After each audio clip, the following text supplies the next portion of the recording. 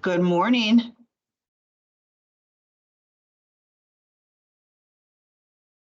Michael, you're on mute. Are you there? There you go. I see you now. Good morning. Good morning. I love your background. Yeah, that's Melissa set that up. Yeah, that's Nice. awesome. Very cool. So it's right 9 o'clock. We might as well jump right in and get started. Sure. So, Michael, thank you very much for joining us. I would love if you could do a quick introduction and let everybody know who you are and what you do. Mike Willams. We run a family farm in Marion, New York. We do a variety of vegetables and also beef cattle. So we raise beef cattle for beef and finish. We raise them from calves up to finish size. Then we sell them as slaughtered cattle. So we sell down to Cargill and Wyalusing and JBS Foods with those. And produce wise, we've kind of expanded that operation a little bit the last few years. Part of our operation, I guess, we grow onions. We grow onions, potatoes, carrots, cabbage, beets, and carrots, cabbage, beets, and I think that's it. It's a handful of stuff that we're growing about 100 acres of cabbage, 300 acres of beets. This year we're going to do about 100 acres of carrots. And the onions will grow about 80 acres myself this year. And but our operation's kind of tied together with two other family members. My brother Garrett, he has an operation that he runs up in Woket, and we work pretty closely together. So he'll grow another couple 100 acres of onions and a few 100 acres of potatoes up there. And then my dad and here in Marion also with my grandfather and my uncle, they also grow some potatoes and onions there as well. So along with growing, we also do all of our own marketing for the potatoes and onions. And we're getting more into the fresh markets of beets and carrots as well.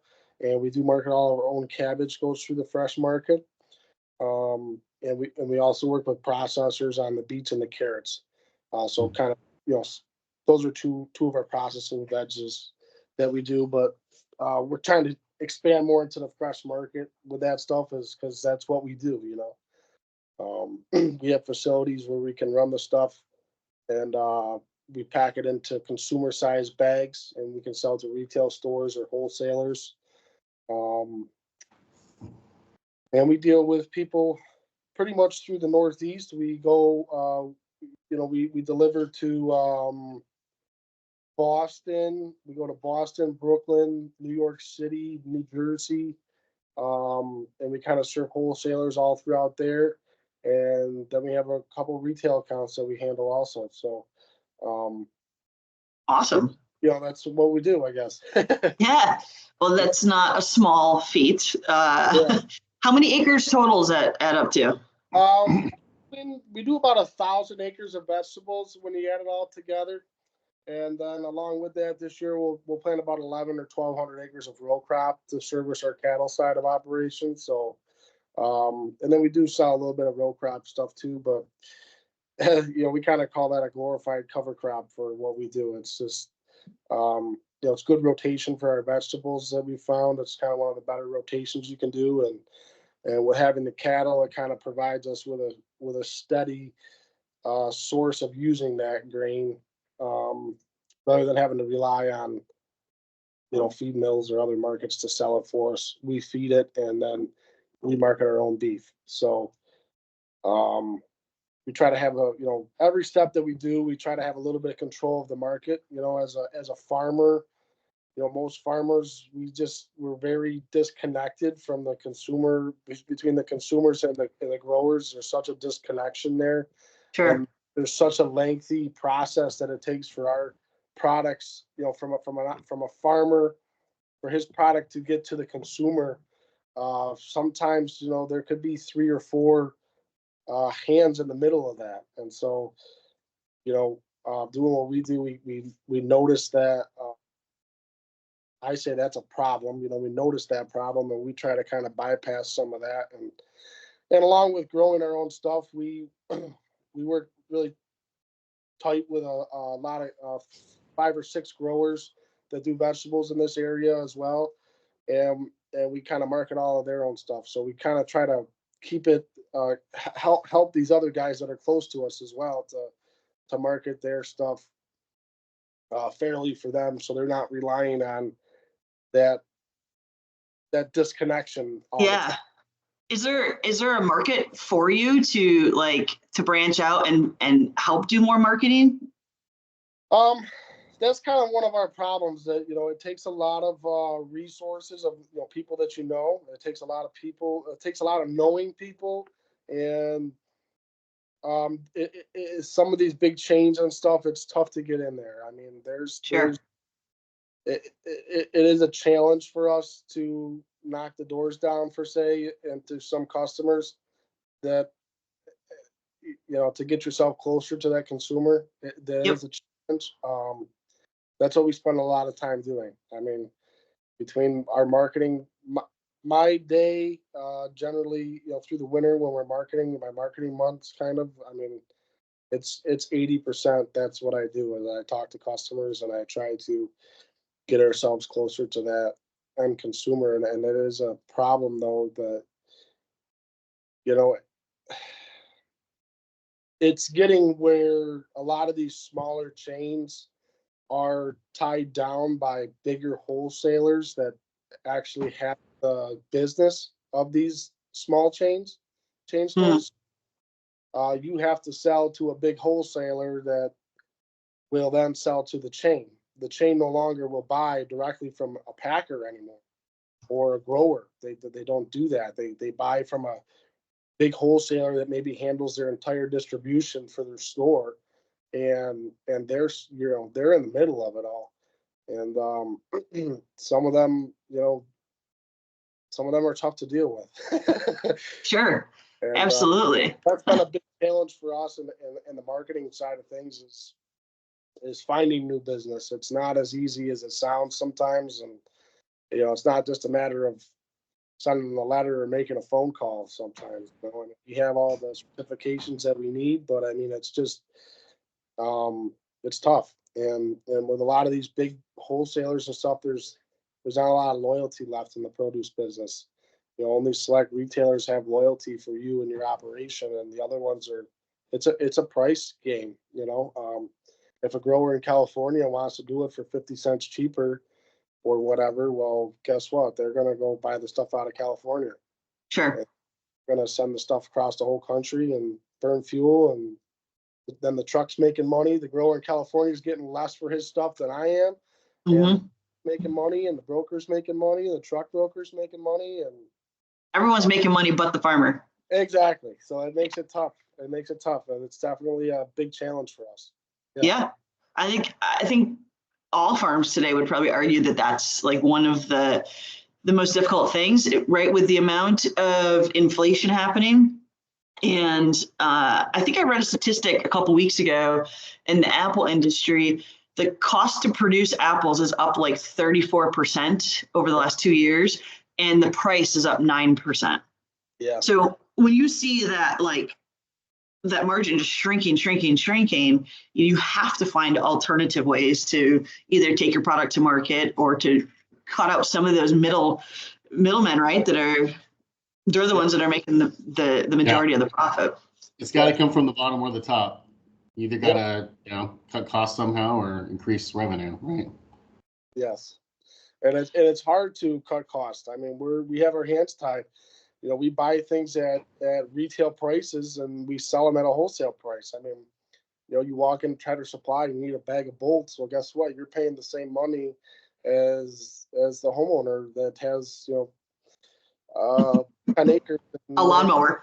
Yes, and granted, we do have other suppliers to help us in a larger scale, but at the same time, what I'm saying is that those price breaks aren't there. And we sell. Sure.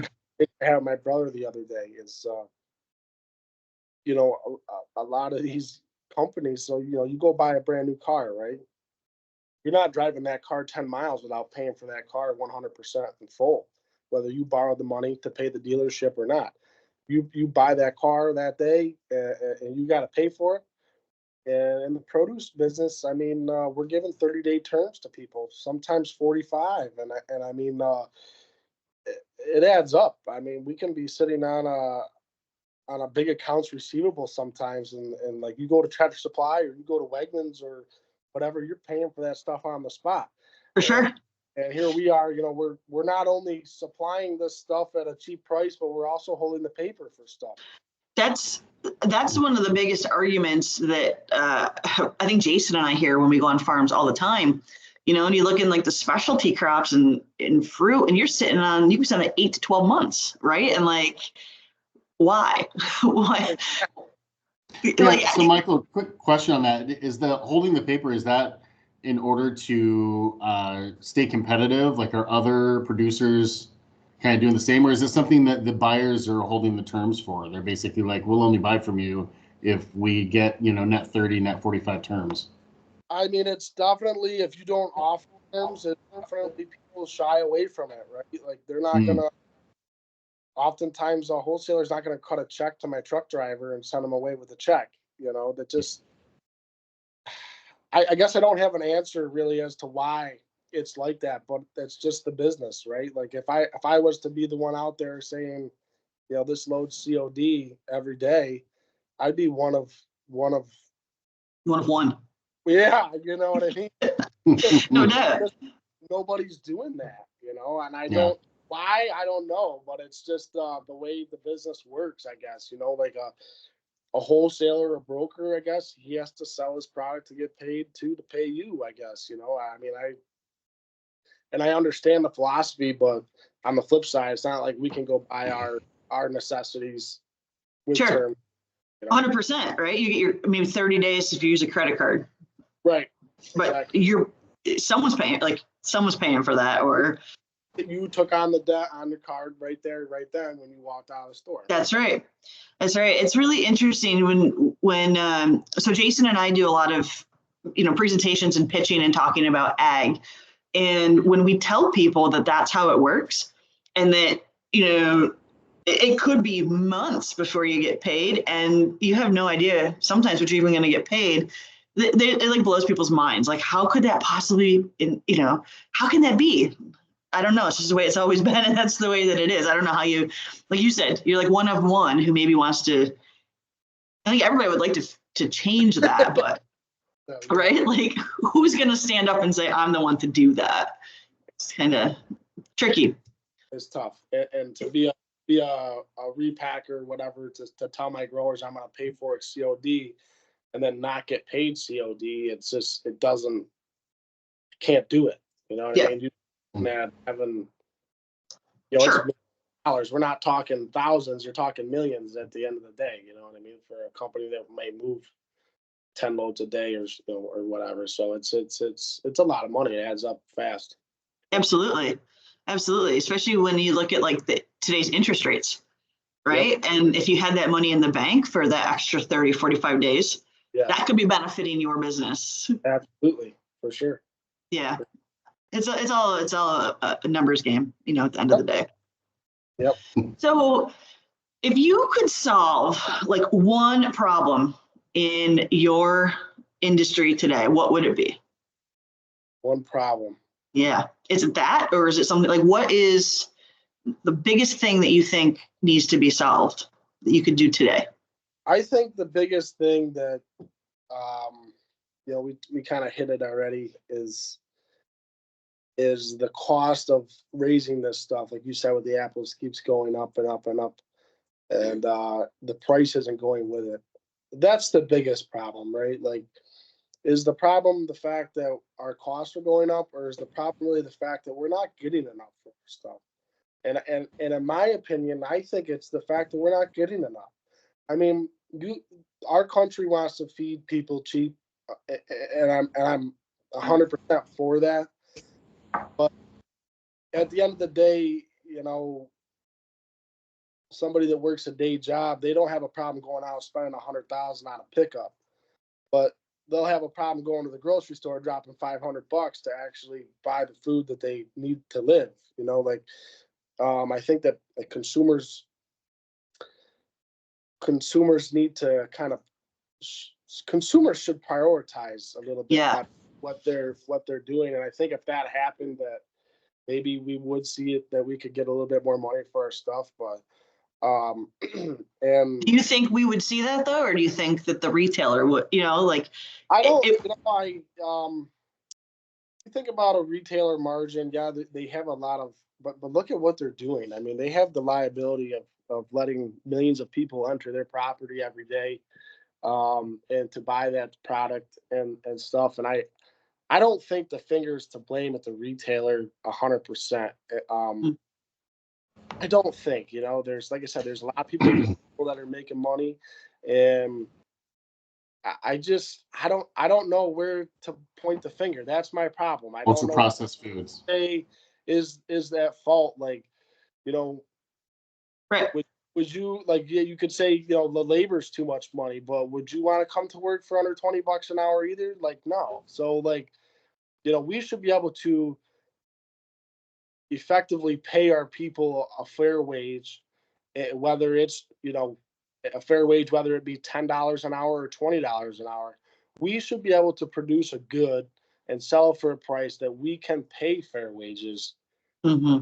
Problem is that we can't always sell it for a fair price, and Sure. we just can't. And a lot of it is, maybe they're letting too much import goods into this country. I mean, in the onion world, in the onion world, for example, this year, Canada is a big influence on onions that comes down into the U.S. and hits our markets here in the Northeast.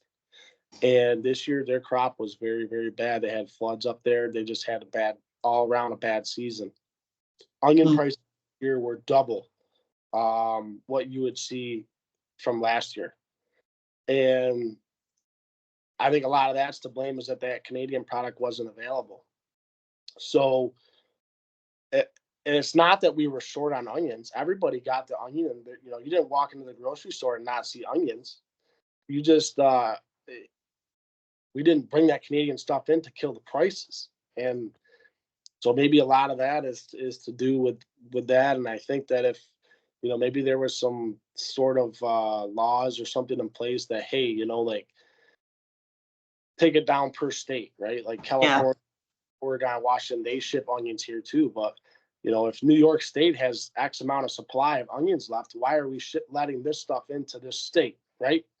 And if the U.S. has this many onions supply, why are we letting Peruvian onions in, and Canadian onions in, Mexican onions in, and all that? And I mean, I've seen onions come as far as Egypt before.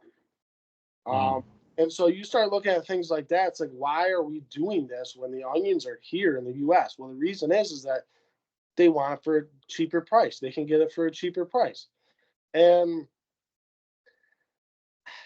it's a tough situation. I don't know the answer. I don't. But that to me is probably the biggest problem, right? That we can't always sell our goods for what we can afford to pay, these prices for things for. And sure. And well, and your example is like crystal clear. There were no onions in Canada. You Right. got double this year, right? There was no onion shortage on the shelves. Nope. So clearly the market can afford to pay you double. Exactly. Yep. And next year they'll want to start right back at half price. You'll pay for it next year. Yep. Yeah. It's crazy. So I think that's probably one of the biggest problems. And I think that with a lot of farm goods, it's the same problem with every farm, with a lot of farm goods. I really, and maybe a lot of it's, it's tough to put those laws into place, maybe because people don't live seasonally anymore, right? Like, you're eating all winter long in New York State. Well, those cucumbers are coming from Mexico or Florida, or they're coming from the state, out of country. We're eating table grapes in New York State all year long. Well, those are coming from Argentina or Peru or time. So consumers want them. consumers want it and we're going to get They it. want it all the time.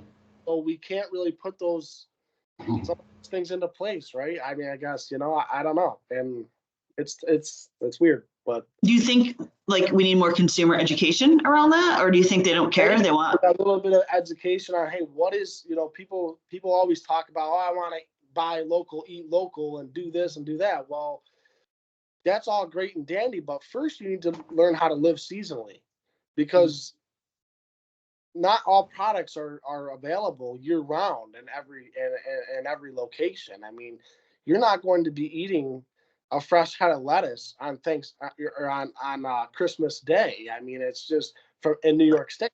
That's not living seasonally, right? And I think a fun thing to do is to look at like that Thanksgiving basket, with all the veggies in front of it or whatever. cornucopia. Yep. If you look at that basket, those in that basket is crops that would survive the winter storage. If you look at that, because like there's that's the stuff that's there that Right. they had at that time, and That's a good point. I think a lot of people don't realize that's how it really is, because now it's so easy to ship this stuff wherever we want it from. So I was going to ask you a question today. Like, what's one thing you wish the public knew or understood better about farming? Do you think it's that, or that for sure? Yeah. Like, hey, look at this thing. These are crops that can be grown local and stored. This is what locally you can buy through the winter, and this is what we have available in the spring and summer months and in the fall. Like, that we're going to have that fresh green vegetables, the lettuce, the summer squash, that kind of stuff in the summer. And, but that's really truly not local in the winter months. Yeah. I wish my friend Julie was on this call, or Jody, excuse me, on this call. She built an app recently. It's called Culineer. And the idea behind it is to connect people to a local food supply. So if you are looking, let you know what's in season, where to get it, which farmers markets to get it, which farmers sell retail. And based on like your geographical, area, it'll tell you like in the next 4 weeks, this is what you can expect. This is where you can go get it.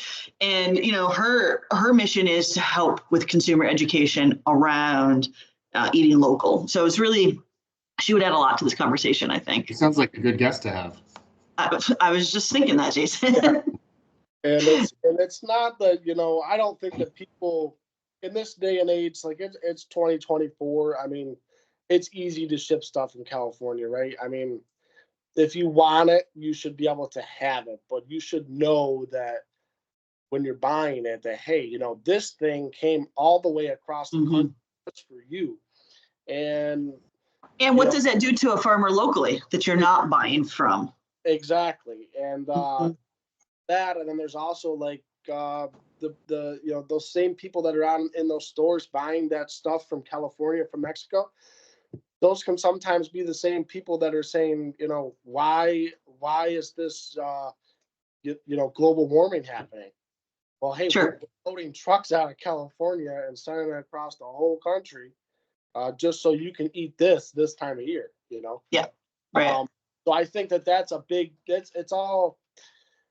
driver, and yeah, I think that's very important to educate a consumer on that, to let them know exactly what they're doing. Well, it'd be cool if on the label, right? Like when you walk into Wegmans and you buy an onion that came from just California, for example, and it said like this cost. This emissions, and it would make like if you could assign a value to like the carbon, footprint that this particular item. They wouldn't buy it. I don't think they would buy it. I don't think they would buy it.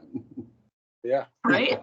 Like people are very label conscious. I think it'd be really interesting if there was I'm like picturing if you had on like Google glasses, right? Like smart glasses, as you're scanning the produce, the numbers are jumping of like what has the lowest carbon like footprint, and all the locally grown stuff in season, right, is going to have the lowest number. And you know, I'm just picturing like those numbers actually influencing, you know, consumers. It might, but I think the battle. Sorry, Mike. Go ahead. No, go ahead. I just was just. Oh yeah, I think I think the battle really. Well, I don't know. I guess I'll ask you. Do you think it's really between other producers? I mean, I see the correlation there, but what about ultra processed foods? Like, it's just it's such a huge market because consumers, right? We're lazy. We want something that's quick and easy. And unfortunately, the studies are showing it. A lot of people don't really care whether it's good for them or not. You know, so there's this huge push for ultra processed foods, right? They're literally doing studies to see like which version of this product is consumed faster. Right. It's addictive. There's all these things, right, that play a fact, and it's cheaper. It's cheap to get, right? It's cheaper than buying fresh produce and meat, you know? So what do you guys, what do you think from that perspective? Is it It's it definitely both? we've had as packers and people that are connected with the market is, hey, what do we do with this potato to make the people want it some more? And it always comes down to, you know, we need to prepare this for the person, right? So like we need to do something different with this potato other than sell it in a fresh 5-pound bag. Like that's, you know, grandma, grandpa buy that. People my age, you know, in their 20s and you know, they're not buying that anymore. And we've seen a big thing, you know, big push and like you say, people are just buying kind of they want to buy that stuff that's ready to roll, right? yeah. We supply Spanish onions into retail stores, which is basically the Spanish onions are on a bulk display, so you can go pick up one single onion versus buying 2 or 3 pound bag or the 10-pound bag. And the amount of Spanish that we sell is really it's a lot. I mean, people want to just go into the store and buy that one onion for tonight. And maybe they'll come back again tomorrow and get another one, but they don't want to have a whole bag of onions sitting around in the kitchen. Mm-hmm. And so I definitely think there's a push there, and but on our end, you know, as the producer and the packer of this stuff, we see that, and so locally, I think we need to chase it a little bit, you know. What we're seeing now is, you know, there's only select places that are preparing this stuff or whatever. So what's happening is, you know, maybe a company in New Jersey is doing that, right? So they're taking the produce from New York, from up here, we're shipping it to Jersey, and they're preparing it into however, you know, these special boxes and special stuff that these consumers want, and then they're shipping it back here. You know, so it's one of those things. It's another greenhouse, you know, emissions deals. Like, you know, adding more and more Sure. inputs into this stuff, and so again, it's kind of like, well, you know, if we could do that here, you know, we'd be a little bit farther ahead. But So we've talked a lot about problems in the industry, right? And problems that you face. I think every farmer could talk for hours about, you know, these are things we'd love to change. We only have a couple more minutes here. So before we wrap up, I'd like to know, like, from your perspective, what is the biggest reward with farming? the biggest reward that I feel on a daily when I'm selling this stuff is that, you know, when my produce or my load of cows leaves my farm, I know that I did all I could to do the best job that we could to have the highest quality that we could have sent. And I know that somewhere along, you know, wherever this stuff ends up at the end of the day, somebody's gonna pick up my bag of onions or my bag of, you know, my bag of beef or whatever, and they're gonna enjoy it somewhere along the line. And I guess I know that I did the best that I could, you know, to make it good for them, good for the consumer, no matter where they are, really. You know, whether Yeah. it's here to buy a 10-pound bag of onions and take it back to their, you know, back to their house in Marion. Yep. That's great, and I still feel the same reward when I send a whole trailer load of something down to the Bronx or whatever. You take pride in the produce you're producing, right? I do, yeah, and I take pride in the fact that I know that I'm doing my part as a farmer to feed whoever gets it, you know? Yeah. Um, That's awesome. That's a great perspective.